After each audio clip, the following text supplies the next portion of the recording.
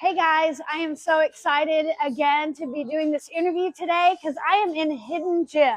And if you have never heard about Hidden Gym, it is a very successful chain of fitness facilities here in the Dallas area. I am lucky enough to get to work right next door to this gym in particular. But with all of the different gyms and all we see on social media, a lot of times things get, kind of logged in our brain as to where to get started, where to go, what to do in the fitness industry. So I feel like it's my job to bring clarity to this industry and to bring people together to help us really know what's successful and what's not. So what I did today was I went and found somebody who's very successful in this business, owns several of these gyms, and this is Greg. And Greg, you are going to tell us today about your success. So Greg McCoy, owner of Hidden Gym. Cool. Well, Jenny, thank you for having me. Yes. I think it's cool with the podcast and everything, and you certainly have a lot of years of experience to speak from. So Yep. I hope you guys get to cut through all the noise and learn a few things. But yeah, I'm happy to be here. Yeah, as she said, Greg McCoy, Hidden Gym. I started in the gym business in '09 with a little gym called Metroflex Plano. It's still there today. Yes, I know that. I had that for 5 years, and then I opened Destination Dallas, which is also still around. And then we started Hidden Gym in 2019, and we're up to 4 locations in the Dallas area here. And yeah, I have wanted to be a gym owner since I was a kid, and so I am living the dream. I didn't know you owned Metroflex and Destination. Yeah. I had no idea. Yeah, so that's a lot. I grew up in Arlington. For those that don't know, there was a famous bodybuilding gym called Metroflex where Ronnie Coleman and Branch Warren and these guys came out of. It's a little hole in the wall dungeon bodybuilding gym. Yep. I grew up there, Mm-hmm. and so I had the dream of opening a gym. I was competing and working out at Metroflex, and Brian, the owner, wanted to expand. So I was the first Metroflex outside of the original. At the ripe old age of 22. I didn't know shit. Wow. Well, and Metroflex is like a bodybuilder, Super hardcore, gritty, come in, throw weights around type gym. And we have gyms like Lifetime that's real swanky, Well, hardcore used to be kind of like the trend. Mm-hmm. Because in those days, like Sylvester Stallone and Arnold and Ronnie Coleman and all these Dorian Yates, like they all trained in dungeons. Yeah. And so that was like, if you wanted to compete, that's how you trained at a place like that. No air conditioning, just hardcore music and chalk. Yeah.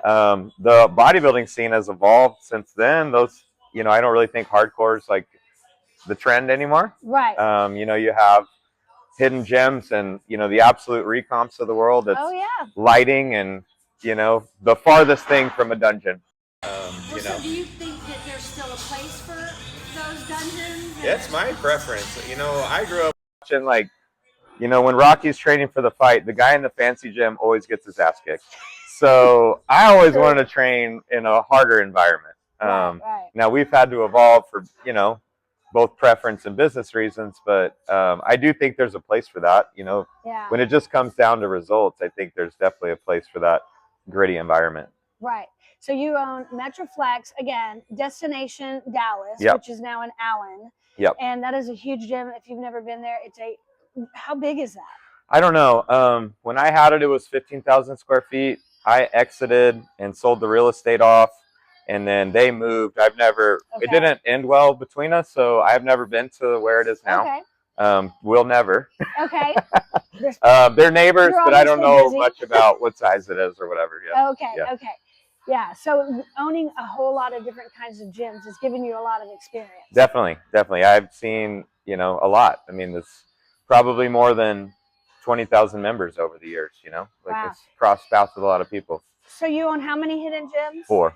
4. And then there's one in Richardson, one now in Dallas, which is right next door to me. And then where else? We've got our first one in Allen, and then we have a private gym downtown on the Pegasus Park campus. And which one do you think is the most successful? It depends on how you define success. Okay. Right now, our most popular one is the Richardson gym. Okay. It's really grown the fastest in a short amount of time. Alan's been there longer. We've had some of the coolest things I've experienced in my career happen there with like the type of people we've had in special events. So hard to say, but Okay. we've only been in here for 6 months, and I have high hopes for this one. So Okay. yeah. So being a gym owner and being successful and being able to open multiple and you've kind of really conformed to the sign of the times. And so what would you attribute to your personal success? We talked about your gyms and their success, but I mean, I know even running one gym is hard work. You've got, people that you got to motivate from not only yourself, but also your staff, and then also everybody that walks in here. So for you personally, what keeps you successful? I have a great team around me. I definitely didn't accomplish this by myself, and so huge credit to our team. And it's all about growing people to grow the business. I mean, everybody can buy machines. You can sign a lease. All that stuff is relatively easy. To be able to have a successful gym or multiples, it really comes down to people. So having good people, giving them growth opportunities, keeping them motivated, that's really the biggest thing. And then I think for me personally, it's a phrase from Brian Kane. If you guys want another podcast to check out, I like his because they're short. But he talks about relentless optimism. Okay. And that's been kind of a slogan for me because more gyms, more problems. I mean, we've had fires, we've had floods, we've had lawsuits. I mean, you just have to really remember why you're doing what you're doing. And just, like I said, you have to be relentlessly optimistic because it's going to test you at your core to make sure you really want to do this. Well, why are you there? So, like, even that, your success, I believe everybody has to have a why. Yeah, big time. Like, what is your why? You started young, so your why then was obviously different than it is today. Yeah, I definitely, at 22, I couldn't have articulated it. Right. But now there's a quote, and I'm going to butcher this because I'm not going to remember who said it. But there's a quote that I really stuck with me over the years, which is when your greatest passion aligns with the world's greatest need, that is your job on this place. And so for me, like, my greatest passion has been fitness. Fitness is my favorite thing. I think it has the power to change lives, mentally, emotionally, physically, and the world needs it. Despite knowing more than ever, we're more obese than ever. We have more obesity-related diseases. Heart disease kills more than half of us, and it's preventable. Right. So that's for me. Like, it's what I love. People need it, so it's a pretty easy place for me to spend my time. Right. Well, and I speak about that a lot when I do some coaching, is the amount of diseases and things that people have that they can prevent simply by moving. Yeah. And I talk a lot too about, how we, as society, we try to simplify getting in shape and simplify fitness as now walking being, oh, that's all you need to do is walk, because we don't walk anymore. We don't move our bodies. So when you come into an environment like this, it's very motivating. And it's, you come in here and you want to be here. And I think that's part of your success as well. Yeah, for sure.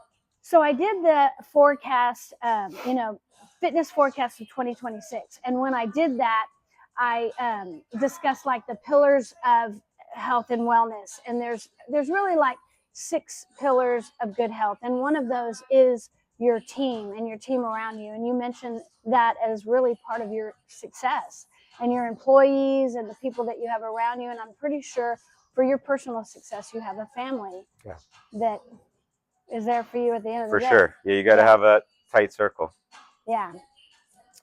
So also, let me ask you too, now with social media, we see like a whole, anybody could find anything online. We get lots of information, and you have probably seen thousands of people get in shape. You've probably seen people quit.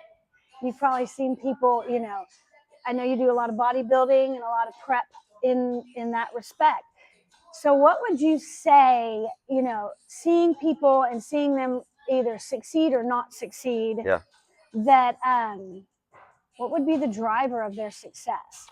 I mean, the number one thing that separates the people that get results and the people that either don't or get them and lose them is consistency. Right. I mean, I rather see a member come in and work out wrong 5 days a week than work out amazing for 2 weeks and then not see them for 6 months. Right. It's consistency. Right. You know, the people that treat this like, you know, they've got good habits in and out of the gym. Mm-hmm. You know, we have those members too that come in 6 days a week and they're heavier this year than they were last year, right? Because okay, working out's not the problem. They enjoy working out. They have friends here. So they got that part of it down. It's the other 22 hours of the day that clearly something is wrong. Right. So I'd say consistency and then healthy habits outside of the gym. Like that's the big two that I think differentiate, you know, when I see people that can get results and don't. And like the people that, you know, are always fit or always working towards something. I mean, it's almost like hygiene for them. Like so many people, and you know, I see it here. If it rains, we get less check-ins. You know, God forbid there's like a little more inclement weather, some snow, right? But like people are so fast to be like, not gonna do it today. Right. You know, and the people that are here, rain or shine, sun or snow, like, you know, you don't not brush your teeth because it's raining outside. Like you need to move your body every day. You know, and you have to work around small challenges. It's just, you know. What I say too, like you can talk yourself in or out of anything for sure in 5 minutes. Yep. Like if it is not something that you do every day, it'll be the first thing that you decide not to do. Yep. So people need to remember that is, you know, setting those goals. Have you ever read Atomic Habits? Oh yeah, great book. So that's another James book that Clear. Everybody needs. I actually have that on Audible. Good. And I put it on repeat because you're in the habit of listening to a habit book. Yeah. What a good habit. There you go. Yeah. That's true.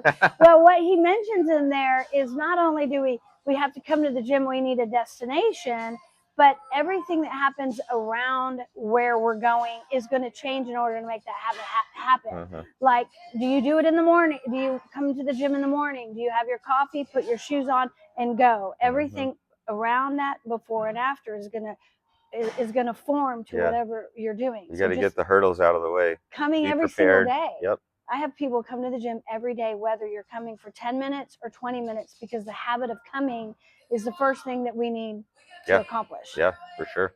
It's amazing too. I always tell people that when they are struggling to come in, like the days you don't feel like it is the days that it works the best. Like I'm not immune to this just because I love it. Like there's days I don't want to work out, but 20 minutes into that workout, I feel like a new person. And it's like, if you can just get through the door and move your ass a little bit, like, it's gonna, like, you're gonna get those endorphins, the blood flows, like, it will fix that slump you're in. We promise. We promise it'll fix every time. Yeah, that's true. People come in grumpy and they leave happy. Yeah, exactly. It happens every time. And if this was a drug, everyone would take it all the time. Everybody would take it. Yep. So what do you see in like the new year, you know, kind of moving forward in fitness in the whole personal training space? Yeah. And I'll ask this because on social media, we have so many influencers that are doing, you know, exercises, and they're putting together, you know, stuff in the gym. Everybody, like you're talking about, certain gyms everybody's got their video camera, videotaping them. And then so we have personal trainers that make a living off of that. In your opinion, I have mine and I'll share that, but what do you see for the future of personal training, like one-on-one? Yeah, a lot. I think about this a lot. I do think, I don't want to discourage the social media game, because I think it's getting information out faster. It's a reason for people to exercise and talk about things that are positive. However, there's a lot of bad information being spread fast. I really changed my tune on this in the last 8 to 10 years, but I really hope where we're headed. And I have to say, like, I am a libertarian. Like, I like small government and lack of control. Like, I'm all about freedom. Right. That being said, it's the Wild West in personal training. I really hope we're moving towards regulation. meaning there yeah. is no governing body over personal training. If you sexually assault your client, and you get in trouble, you can just go start training people as soon as you're out of jail. Like, Wow. you don't lose your license. If you're a Wow. lawyer and you mess up, you lose the bar or whatever the credentials Right. are. If you're a doctor and you have a malpractice, you can't continue surgeries. If you're a trainer and you break someone's back, you just keep training people. Wow. You know, like, there is no one to answer to. Yeah. And while it's good because there's low barrier of entry, you know, if you're passionate about fitness and you love helping people, you can go do it. Right. Which, that's really positive. The downside of that, though, is like, okay, so the medical world is like, we have the GLP-1s and doctors are consulting people to lose weight. They don't trust personal trainers because they see us as someone with $100 piece of paper that likes to work out. Right. No doctor is going to prescribe that to a patient. So unless we can kind of regulate and elevate our role, Right. I don't think we're going to integrate with medical in a way that would change the landscape of America's health. Right. Right. Yeah, that's true. That's where I hope we're headed. Well, and I see on social media and influencers putting anything on as a workout. Like, I mean, The crazier the better, because that's what gets views, and Right. crazy doesn't work. Right. Boring works. Boring works. Well, and that's why you have gyms like Metroflex that are the basic nitty gritty. Come in there and work out. Like, I say this a lot: the human body has not changed. No. Research has changed, and then progression in social media has changed, but to get in shape is still the same. You still have to show up every day. We can't sugarcoat it any more than it is. And I also think in personal training, like you said, there's nothing that takes the place of a personal connection between a mentor and somebody that's looking for help. Yeah. So, and then you're saying somebody that's knowledgeable. We see online, like I said, people could put anything in the world online. You can not know a thing about working out, and then somebody's going to follow them because of the way that they look. Yeah. And a lot of times they don't even really look that way. And the sad part of it too, especially in the competing world, a lot of it's usually men, but women too. A lot of the people that look the best, and I've trained or known a lot of these people, they don't really understand why they look like that. They have such a genetic advantage that they can do whatever and look like that. Right. And then they're just giving out that advice as if it works for everyone. And, you know, what it takes for someone to look a certain way and to coach it is a very different set of skills. Right. There are great coaches that look very average, and there are horrible coaches that look incredible.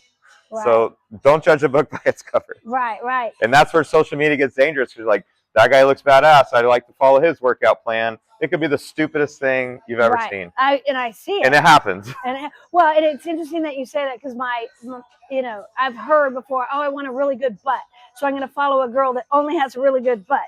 And that girl may actually have just great genetics and be fortunate in that department, and they're going to follow her anyway. And a certain extent to something that you said earlier is, you don't have to be perfect in the gym. No. Like, everything doesn't have to, you don't have to dissect how to do a squat to come in and move your body and eventually learn how to do a squat, properly, not with a bunch of weight. But I agree with that 100%.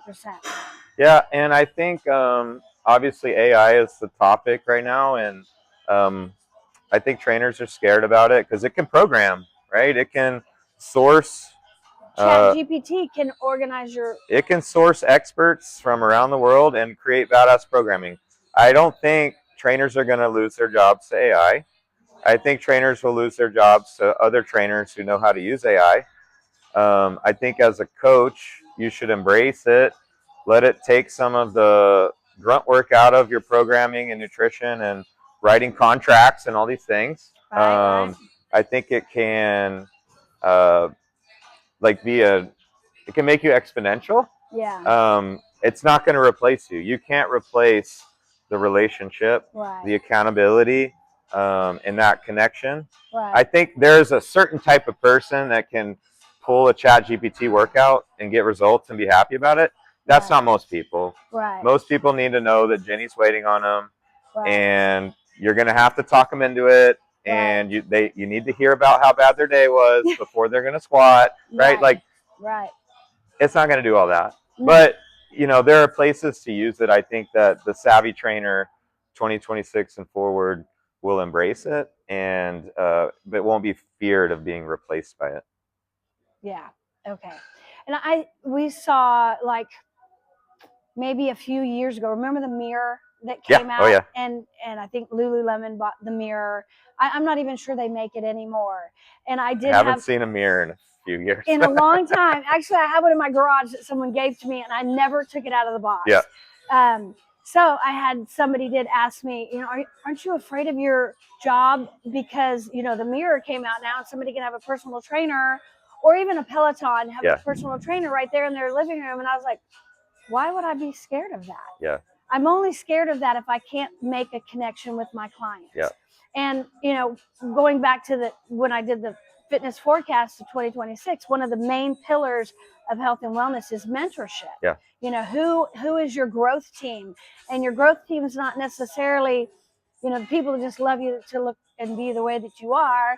There are people that are actually for you in certain areas. And in the area of health and wellness or fitness or competing, as you say, which is extremely strenuous. It's a whole different ballgame in the world of fitness. And then there's competing in a fitness competition.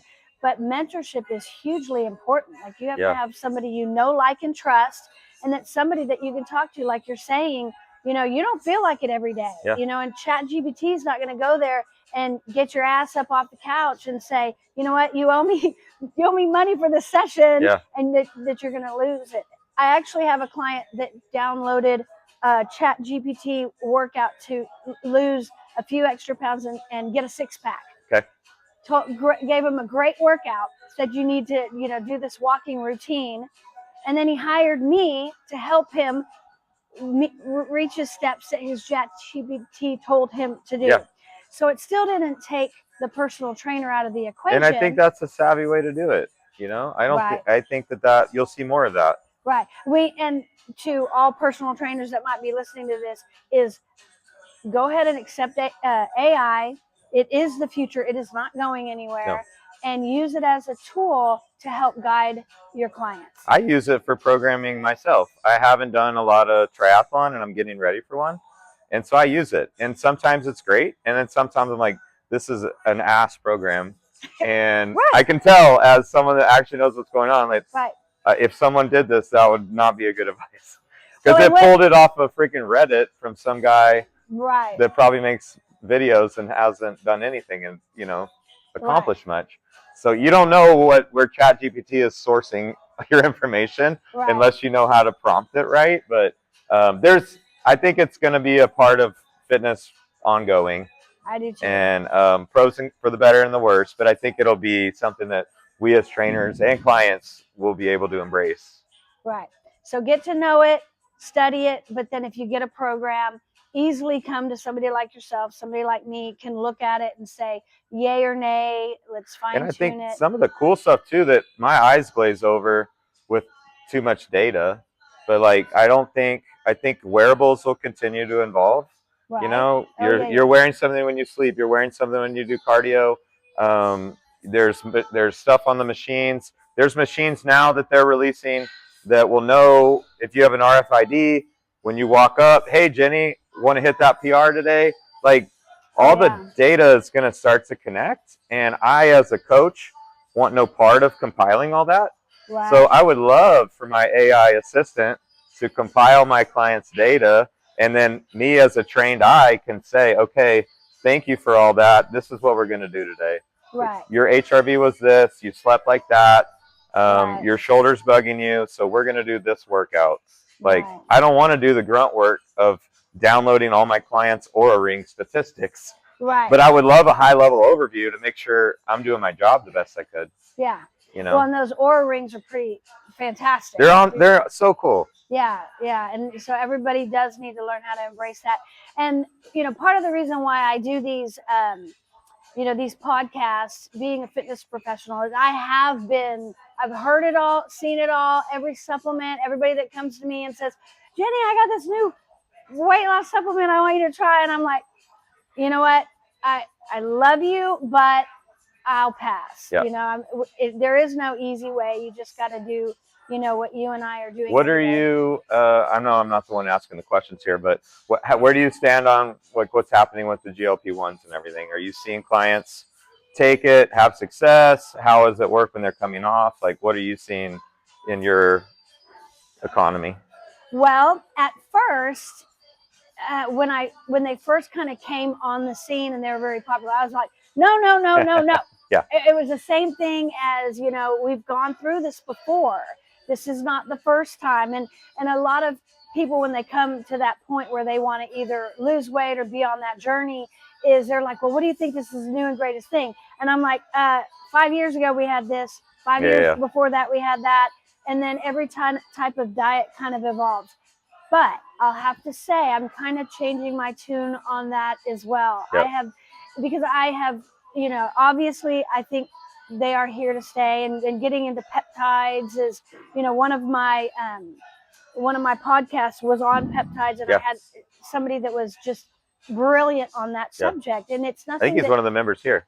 you think. Yeah. Yeah. Oh, you Chase? Yeah. Yeah. Chase. Yeah. He Okay. was like, I heard you're doing the podcast. I was just on. Well, and he is fantastic Yeah. and a wealth of knowledge, but something like you need to talk to somebody like that who can put you in the right direction, because apparently, like everything else, social media gets the handle on it, and all of a sudden it's watered down. There's a gray market, Yeah. and You don't want the bathtub peptide. you don't want to inject anything into your body, and we're kind of putting results in the hands of people when we're talking about sending something to your house and you injecting it. But I do think GLP-1s are having a place in the fitness industry, and I think that we're seeing, instead of just weight loss alone, there is a place for them. We do need to be educated. We need to meet with a specialist like Chase, Yep. who can break all those down for you. For you in your area of either bodybuilding or fitness competitors, you have people at an extremely high level that are looking for high performance all the time. They cannot handle an extreme body fat loss really fast, because everything else is important in that respect. So I do think you need to have a professional that's going to take you on this journey. But as far as outruling it, I'm ruling it in. Yeah. I'm accepting it. I'm learning about it. I think we as fitness pros need to be open-minded to it, because people are taking it whether we want them to or not.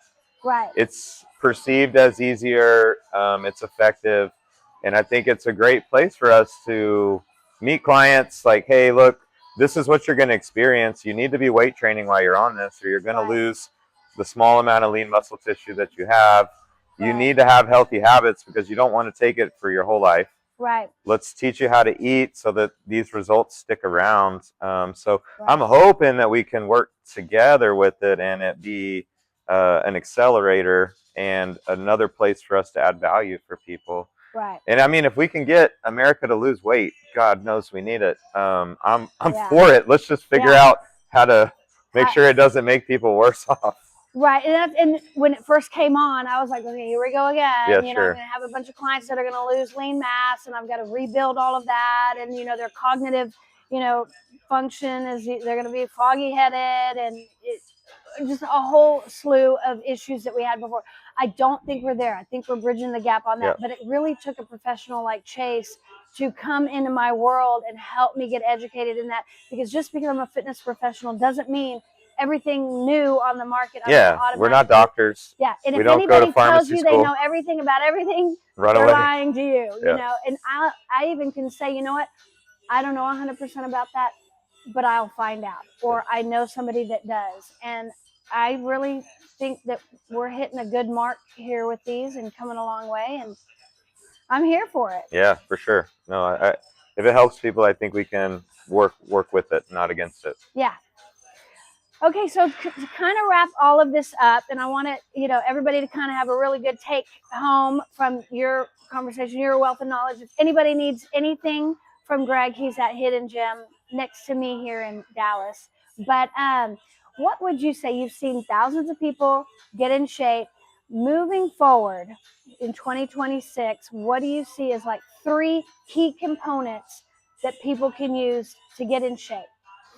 I know there's not only 3, but yeah, no, I think I circle back to what we were talking about earlier. I mean, I think you need to find a way to be consistent, and have found that we've kind of designed our gym with that in mind, because you don't consistently enjoy anything forever. Like, I mean, I like chocolate ice cream. I don't want to eat it 7 days a week, twice a day. You know, you get sick of it, right? So, you know, if you need some level of strength training. So if that's for you, you like to put the headphones in and hit the weights. If that's going to a class where that's performed, if that's a CrossFit, if that's a Camp Gladiator, if that's working with a trainer, you know, mix it up. You know, as long as you're consistently doing it. You need cardiovascular work. If you love jogging, jog. If you like bike rides and going in a group, do that. Find the stuff that you like, and don't be afraid to mix it up, so that you need to move every day.